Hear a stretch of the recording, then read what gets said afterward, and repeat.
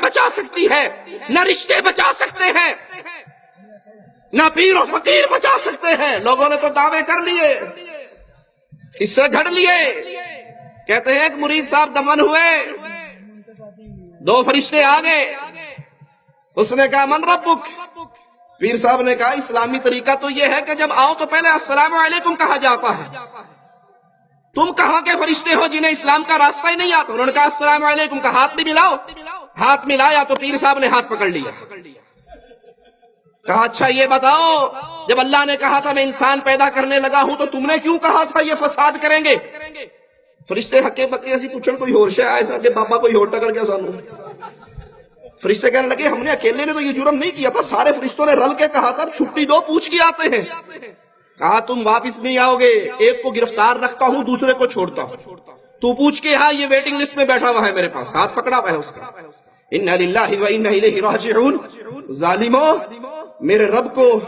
میرے رب کے خلاف اپنی گندی ناپاک زبانوں کو دراز کرتے ہوئے، اپنے مجبور انسانوں کو مولا کی قوتوں سے بڑھاتے ہوئے، تمہیں شرم نہیں آتی کہ قیامت کے دن تم نے بھی تو رب کے سامنے کھڑے ہونا ہے؟ فرشتہ دوڑتا ہوا گیا، کہا اللہ ایک ساوے چولنے والے بابے نے پکڑ لیا ہے اور اس نے یہ سوال کیا ہے۔ اللہ نے کہا نعوذ باللہ ثم نعوذ باللہ تعالی اللہ عما یقولون، کہ وہ پیر جیلانی ہے، وہ پیر جیلانی ہے، معافی تعافی مانگ کے چھٹی کرا لو ان سے۔ تو کہا میرے فرشتوں کو چھوڑ دے۔ پیر جیلانی نے کہا ہاں چھوڑتا ہوں، ایک شرط ہے، تو سلسلہ قادریہ میں آنے والے سارے مریدوں کو بخش دے، میں تیرے فرشتوں کو چھوڑتا ہوں۔ نعوذ باللہ ثم نعوذ باللہ، گویا انڈیا پاکستان کے قیدیوں کا تبادلہ ہو رہا ہے کہ ایک حکومت کہتی ہے ہمارے قیدی چھوڑو، دوسری کہتی ہے تم ہمارے مچھیرے چھوڑو۔ تم نے رب کی یہ قدر کی ہے، تمہارے دل میں رب کی یہ عزت ہے۔ اللہ نے کہا عبد القادر میرا وعدہ ہے جو سلسلہ قادریہ میں داخل ہوگا میں ساروں کو بخش دوں گا۔ کہا اچھا ٹھیک ہے تیرے فرشتے کو میں بھی چھوڑ دیتا ہوں۔ انا للہ و انا الیہ راجعون وما قدر اللہ حق قدرہ، ان ظالموں نے میرے مولا کی قدر کو نہیں پہچانا، میرے رب کی شان کو نہیں پہچانا۔ کروڑ پیر جیلانی ہو، وہ محمد کریم صلی اللہ علیہ وسلم کے قدموں کی خاک کے برابر نہیں ہوتے۔ یہاں منظر پیر و فقیر کا نہیں، امام کائنات کا ہے۔ سجدہ ریز ہیں، سجدے میں سر رکھا ہوا ہے۔ کہا محمد کا سر تب اٹھے گا جب اللہ اٹھانے کی اجازت دے گا صلی اللہ علیہ وسلم۔ یہاں تو پیارے حبیب امام کائنات اللہ کی اجازت کے بغیر سر نہیں اٹھا سکیں گے۔ مولا کہے گا اٹھا، اپنے مکھڑے کا بلند کر، مانگ کیا مانگتا ہے، شفاعت کر کس کی کرتا ہے۔ اور کہا یہ پیر صاحب ہیں ہمارے جو مریدوں کو اس طرح قابو کر لیتے ہیں۔ ان ظالموں کے قصے سنانے کا مقصد آپ تک یہ پیغام پہنچانا ہے بھائیوں، آج کے دور میں ضرورت ہے لا الہ الا اللہ کے آوازے کو پھر ویسے بلند کیا جائے جیسے بلال نے مکے کی گلیوں میں کیا تھا۔ حیدرآباد کے ایک مولوی صاحب کا جملہ سناؤں، وہ کہتے ہیں مجھے کوئی مولوی چیلنج کرتا ہوں میں، مجھے کوئی پیر فقیر کوئی مولوی کسی جماعت کا بڑا گارنٹی دے دے کہ میں بخشوا لوں گا، میں بریلوی فرقہ چھوڑ کے تمہاری جماعت میں شامل ہو جاتا ہوں۔ کوئی مجھے یہ کہہ دے کہ ہمارے گروپ میں آ، تیری بخشش ہو جائے گی، تو جنت میں جائے گا، میں تمہارے گروپ میں آنے کے لیے تیار ہوں۔ کہا اگر نہیں کوئی گارنٹی نہیں دے سکتا تو پھر سنو، میں کہتا ہوں ہماری جماعت میں آؤ، ہماری جماعت میں آؤ گے پیر جیلانی بخشوا لے گا، غوث اعظم بخشوا لیں گے، غریب النواز بخشوا لیں گے، آؤ سارے بریلوی ہو جاؤ، مجھ سے جنت کے ٹکٹ لے جاؤ۔ ہمارے یہ بڑے بڑے پیر قیامت کے دن اللہ کے سامنے کھڑے ہو کے اپنے مریدوں کو چھڑوا کر جنت میں لے جائیں گے۔ انا للہ و انا الیہ راجعون۔ تمام جماعتوں کے مولویوں اور ملاؤں سے میری گزارش ہے، میرا چیلنج ہے، اگر تم یہ مجھے ضمانت دے دو، مجھے اس بات کی ضمانت دے دو کہ جب میں مر جاؤں گا تو تم میری بخشش کراؤ گے، تو میں یہ جماعت چھوڑ کے تمہاری جماعت میں آنے کو تیار ہوں۔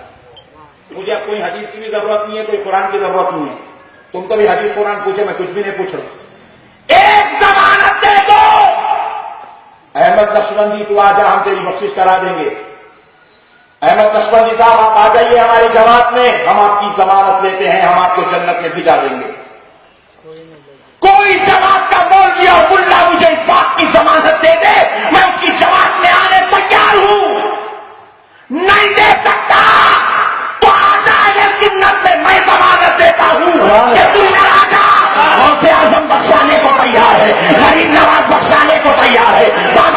دین بخشانے کو تیار ہے. ارے کوئی بھی تیرا دامن نہ کھا لے تب فاطمہ کے پاپا تو ہے ہی.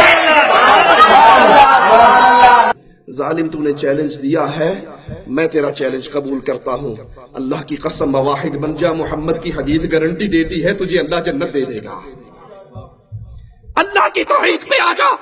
ان مردوں کو غوث آدم نہ سمجھ جو اپنے کپڑے نہ اتار سکے، جو اپنا طہارت نہ کر سکے، جو اپنا غسل نہ کر سکے، جو بیوی روتی کو چپ نہ کرا سکے، جو روتے بچوں کو چپ نہ کروا سکے، ارے جو خود چل کر قبرستان نہ جا سکے، جو قبر کی مٹی میں اتر نہ سکے، جو اپنی قبر پہ مٹی ڈال نہ سکے، اتنے مجبور تھے کہ لوگوں کے کندھوں کے سوار ہو کر گئے تھے. وہ قبر میں داخل ہونے کے بعد سب سے بڑے مددگار کیسے بن گئے؟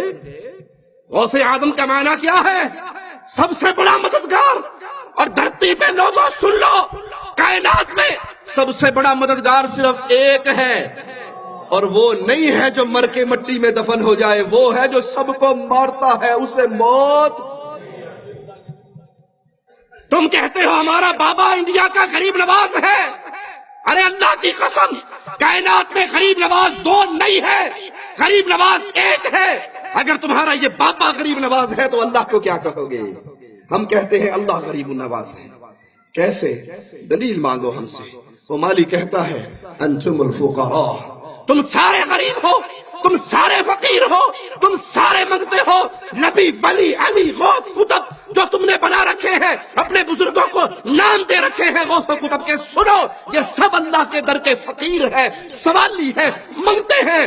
غوث آدم غریب النواز، بندہ نواز، بندہ پرور، داتا اپنے عرش پہ ہے، وہ دھرتی میں دفن نہیں ہوا. تم کہتے ہو ہمارے بابا جی چھڑا لیں گے، اور یہاں محمد کریم صلی اللہ علیہ وسلم لخت جگر فاطمہ سے کہتے ہیں بنتی فاطمہ، بیٹی عمل کرنا، لا اغنی عنکی من اللہ شیئا. فاطمہ اگر رب نے پکڑ لیا تو محمد کی لخت جگر ہونے کی وجہ سے چھٹکارا نہ ہوگا. عمل کرنا، اگر اللہ نے پکڑ لیا میں تیرا